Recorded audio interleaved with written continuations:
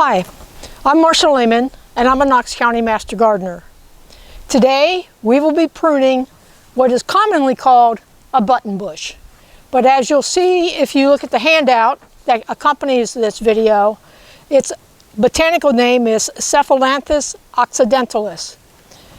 You can call it buttonbush. It doesn't have any other common name that I know of, and there are no non-native species. This is a native shrub, and to the best of my knowledge there are no non-native varieties of this.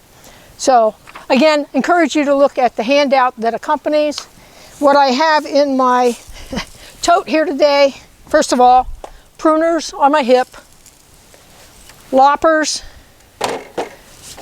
a folding saw, and everything has been sanitized with Lysol. I'm going to start without gloves, but if your hands are particularly sensitive, and I actually was wearing these earlier when it was a bit cooler, but now I don't think I need them. So I'm shooting solo today, so I will have to go back and forth in order to zoom in. Just bear with me.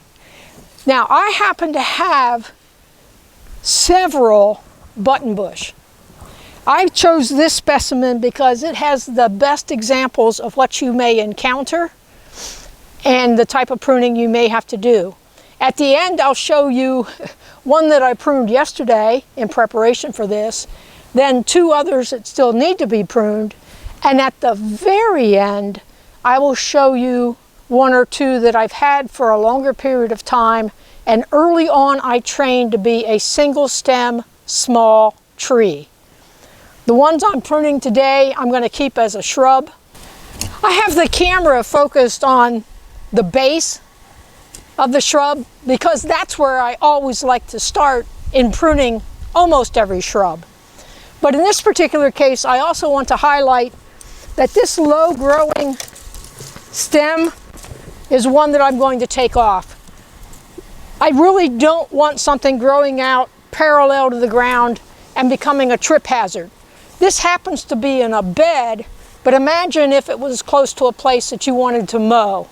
So the first thing I'm going to do is, that's slightly larger than I can probably take with a lopper, so I'm going to use my folding saw, which has been sanitized, and come in here and take off that low growing. And similarly, see if I can move out of the way here. Similarly, this thing, well, I just broke some stems, but that's okay because I'm also going to take off this, which comes out and curves around and then sends out shoots in all sorts of odd directions.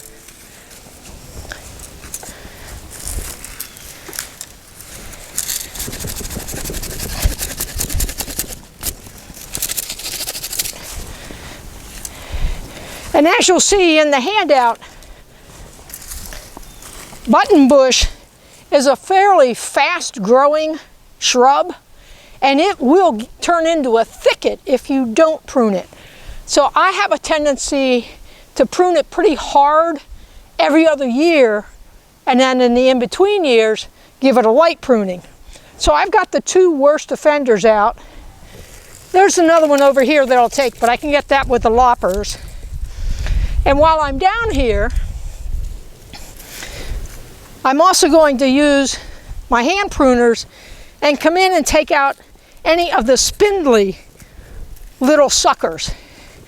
And anything like this one starts over here but crosses through. And again, I'm working at the bottom, and we have a whole bunch of little suckers there. So you get to decide how many stems you want. You'll see some pictures where when they are leafed out and in flower, or when they're in flower, they're just really thick. You can't see through them.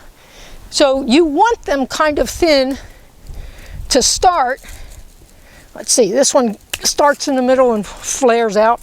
You want them to be kind of thin when they're dormant, when they're bare, and you almost think, I took too much out. But wait till they leaf out Wait till they bloom and you'll be pleased with the results. So, you know, if you're a little concerned about doing that, go light the first year.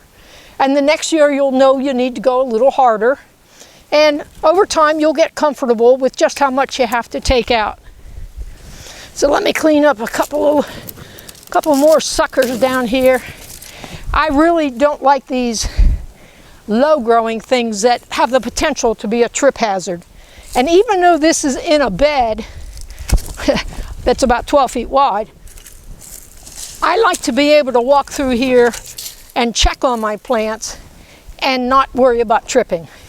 So I've got, I think, the bottom cleaned up with suckers. Now I'm looking at this and saying, well, okay, so this one starts in the middle and goes way out, so I'm going to take that off too.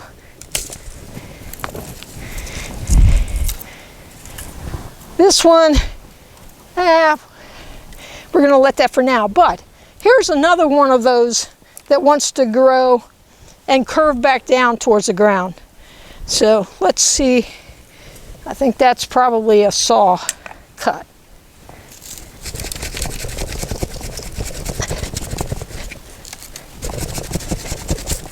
Yeah, so it's looking much thinner than when it started. And then once I'm happy with the base, then I'm going to come up and address, this is the next one. And as I mentioned earlier, part of this is due to the fact that this thing has been moved multiple times, which meant it kind of got a root pruning as well as a top pruning. So I'm going to keep that one and this one, and I'm probably going to cut this off about here. And again, that's just a little bit too big for the loppers. Okay, so we have now significantly thinned this out, and then the question is, do I really want to clean up any of this and get it kind of the same height? And my answer is yes.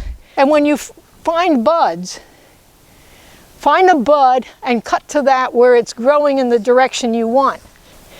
And generally you want an outward facing bud.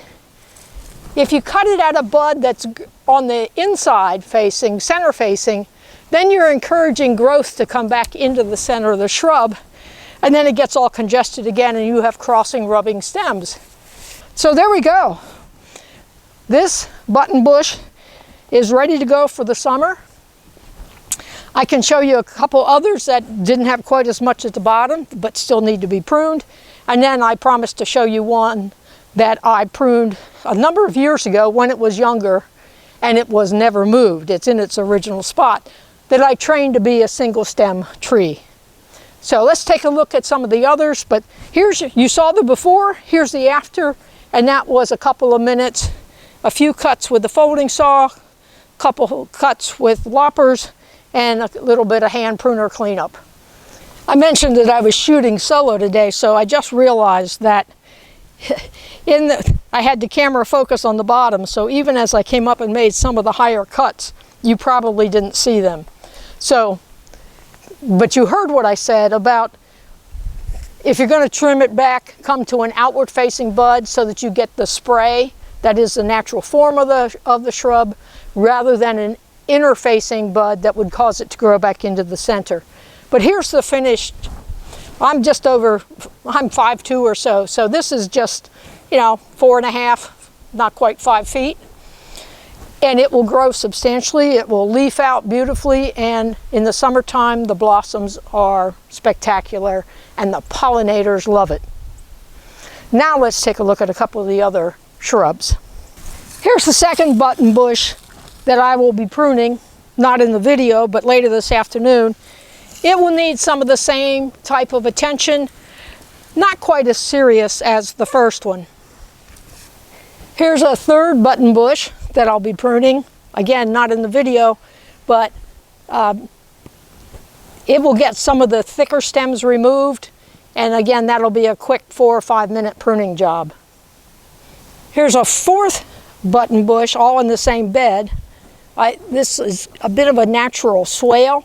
So I have a line that alternates between buttonbush and elderberry because neither of them mind having wet feet, which is what often happens in a swale. But I pruned this one yesterday as part of my preparation for this video. But let me zoom in on the base so that you can see that I did a lot of cleanup work on the base of this one. So you can see the cuts, those will heal over. And then as I come back out a bit and come up, the center's fairly open. We want to keep sunlight and airflow into the middle. And it too is pruned back to about 4.5 feet or so. So those are my buttonbush that I'm keeping as a shrub. If you stayed with me this long, I promised I'd show you one that was trained as a single stem small tree, and we'll go take a look at that one now. Here is the buttonbush that is in its original planting spot. It was never moved, and early on I reduced to a single stem, and that trunk is now probably 3 to 4 inches in diameter. Let's zoom in on that. Okay, so it's 3 to 4 inches in diameter. It does still produce some suckers, so every year I do prune the suckers. But now that it is trained as a single stem tree, it is, I would guess, 10 to 12 feet. Don't confuse it with the neighbor's tree behind it.